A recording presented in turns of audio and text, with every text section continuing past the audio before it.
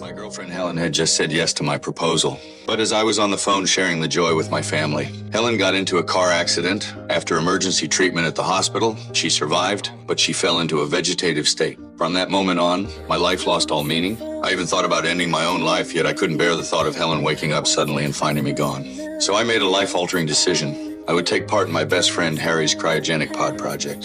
The project was life-threatening, and Harry tried his hardest to talk me out of it. But I was consumed by agony and refused to back down. I decided to put myself into a year-long hibernation. I told Harry that if Helen woke up within the year, he must wake me up at once. Since all the test slots were filled, Harry had no choice but to hide me in a cryogenic pod, keeping it a secret from everyone else in the lab. But what I thought would be a one-year slumber turned out to last 50 years. One day, two young boys snuck into a warehouse and found my hibernation pod. They accidentally opened it, and at first they thought I was dead until I woke up and grabbed onto one of their shirts. By the time I fully regained consciousness, 2 hours had passed. I climbed out of the pod and immediately dialed Harry's number, but it was no longer in service. By the light of a lamp, I saw that 50 years had gone by. Eager to find out what had happened while I was asleep, I went to the police station for help.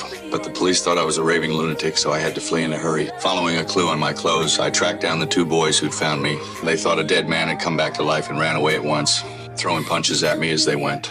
It took me multiple reassurances that I was no harm to calm them down. Children's hearts are pure and innocent. They soon accepted the truth that I'd been hibernating in a cryogenic pod for 50 years. They believed my story and decided to help me. I used the boys' home phone to look for Harry, but my efforts were in vain. Thankfully, the boys promised to keep helping me.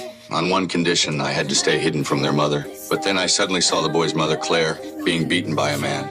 Without a second thought, I rushed into the house and chased him away. When Claire looked at me in confusion, I had to explain that I'd just been passing by and heard her cries for help. Only after she was sure I meant no harm did she let herself cry. I sat beside her and comforted her, and she noticed my hand was bleeding. Claire immediately bandaged it up, grateful that I'd driven off the drunkard who'd been harassing her nonstop. Just then, the boys came home and jumped in surprise at the sight of us. They covered for me, and I ended up being able to stay on Claire's couch. For the first time since I'd woken up adrift and without a sense of belonging, I felt a faint glimmer of the warmth of a home.